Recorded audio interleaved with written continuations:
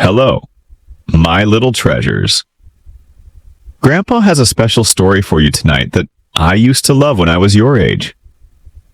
Get cozy under your blankets, bring your favorite stuffed animals close, and let your imagination sail away with me on this wonderful adventure. This is the story of a brave little soldier who teaches us about courage and true love. So relax, close your eyes if you'd like, and listen carefully as we journey together into this magical tale. Are you ready? Then let's begin.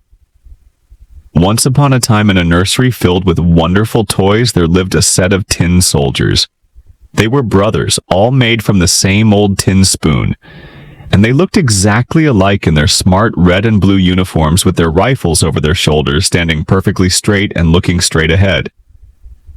All of them were identical except for one. The last soldier made from the tin spoon didn't have quite enough metal left for him. So while his brothers had 2 legs, he had only 1. But despite this difference, he stood just as tall and proud as any of his brothers. Balancing perfectly on his single leg on the boy's birthday, the tin soldiers were arranged neatly on a wooden table alongside other new toys. The one-legged soldier from his position at the end of the line gazed around the nursery. His eyes fell upon the most beautiful sight he had ever seen her.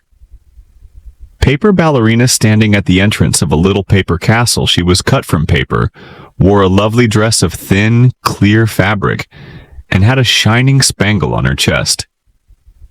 Her arms were stretched out wide, and one of her legs was raised so high behind her that the tin soldier couldn't see it, making him think she had only 1 leg. Just like him. She's perfect, the tin soldier thought to himself, but she lives in a castle and I only have a box. She's too grand for me. Still, he couldn't take his eyes off her. When night fell and all the toys in the nursery came to life, the tin soldier remained standing firmly at his post, watching the ballerina, who continued to stand gracefully on 1 leg without losing her balance. Very late that night, a mischievous Jack-in-the-Box toy popped open his lid and spoke to the tin soldier. "Tin soldier," he said with a scowl, "keep your eyes to yourself. She's not for the likes of you," but the brave tin soldier pretended not to hear and stood even straighter on his single leg in the morning. The children placed the tin soldier on the windowsill. Suddenly, whether it was the Jack-in-the-Box who did it or a gust of wind, the window flew open and the one-legged tin soldier tumbled headfirst from the 3rd floor to the street below. Oh, what a terrible fall! He landed on his head with his single leg pointing straight up in the air. His helmet and rifle wedged between the cobblestones. The boy and his maid ran down immediately to look for him. But even though they almost stepped on him several times, they couldn't see him. If the tin soldier had only called out, "Here I am," they would have found him, but he thought it wasn't proper for a soldier to shout while in uniform. Soon it began to rain. The drops fell faster and faster until there was a heavy downpour when it ended. 2 street boys found the tin soldier, said one.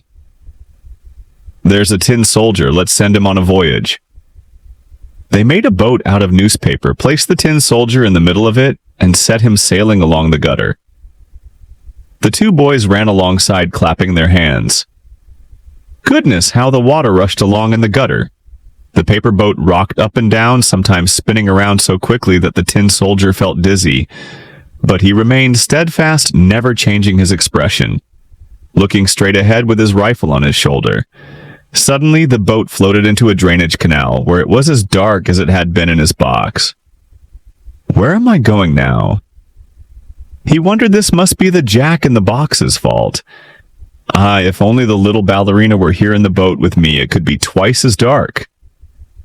For all I would care just then, a large water rat who lived in the drain appeared.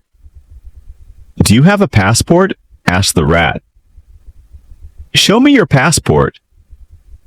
The tin soldier remained silent, holding his rifle even more tightly. The boat rushed on, and the rat followed.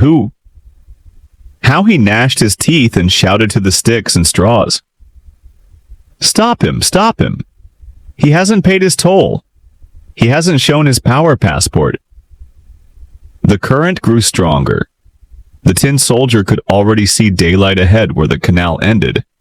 but he also heard a roaring sound that would frighten even the bravest of men. Just imagine at the end of the tunnel, the canal fell into a large drain that was as dangerous for the tin soldier as a giant waterfall would be for us. He was now so close to it that he could not stop the boat. Bo plunged forward, and the poor tin soldier held himself as stiffly as he could. No one could say that he so much as blinked an eye as the boat swirled around 3-4 times. Filling with water to the edge, the boat was about to sink, and the water was up to the soldier's neck. The boat sank deeper and deeper. The paper became soft and loose, and then the water closed over the soldier's head. He thought about the beautiful ballerina whom he would never see again, and a famous old song echoed in his ears. "Farewell, farewell, brave warrior, death is your destiny." Then the paper boat tore apart and the tin soldier fell through, only to be swallowed immediately by a large fish. Oh, how dark it was inside that fish!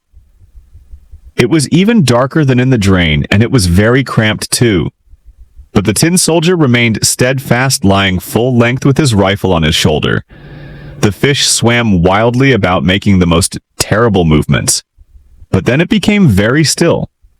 After a while, there was a flash of lightning, and the tin soldier could see daylight again.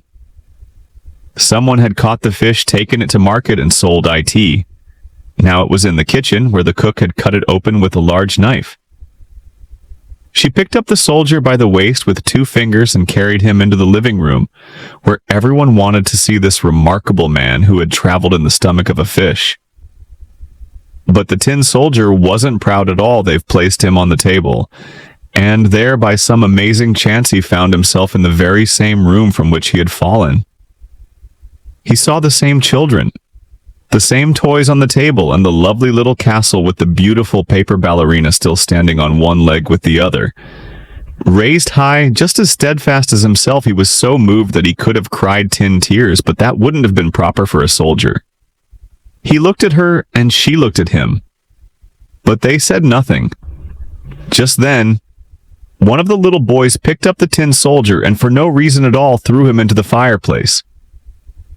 The flames lit up the tin soldier, and he felt terrible heat. But whether it was from the actual fire or from love, he didn't know. His colors had completely faded. But whether this had happened during his journey or from sorrow, no one could say. He looked at the little ballerina, and she looked at him. He felt himself melting. But still he stood firm with his rifle on his shoulder. Then suddenly the door opened, and a gust of wind caught the ballerina. She flew, like a siller, into the fireplace beside the tin soldier blazed. Up in flames and was gone in a moment. The tin soldier melted down into a small tin heart. The next day, when the maid emptied the ashes from the fireplace, she found him, in the shape of a little tin heart of the ballerina that remained only the spangle, and that was burned as black as coal. But do you know what, my dear grandchildren, in our story, things turn out differently, because I believe that true love and courage deserve a happy ending. Just as the tin soldier was about to melt completely, the boy who owned the toys realized what he had done. "My soldier," he cried, and with quick thinking, he asked his father to help. His father used tongs to carefully retrieve the tin soldier and the paper ballerina from the edge of the fire. Though they were a bit scorched, they were still intact. The boy's father, who was clever with his hands, repaired them both. He made the tin soldier a new leg from leftover metal, so now he could stand on 2 feet, just like his brothers, and he carefully restored the ballerina's paper dress with colorful paints. The boy placed them together in the paper castle side by side, where they could always see each other and never be separated again. And there they remained in that castle of happiness, 2 steadfast hearts who had found each other despite all the obstacles the world had placed in their way. The lesson, my dear ones, is that true courage means staying strong even when facing difficulties. The tin soldier never gave up hope, no matter what happened to him. And just like him, we should remain steadfast in the face of challenges, always being true to ourselves and to those we love. Remember that sometimes the things that make us different, like the tin soldier's one leg, are what make us special. And no matter what adventures or hardships life brings, a brave heart and hope can carry us through to happiness. Now, my sweet grandchildren, if you enjoyed our bedtime adventure tonight, please don't forget to tap the like button, subscribe to our channel for more magical stories, and ring that notification bell, so you'll know when Grandpa has a new story to share with you.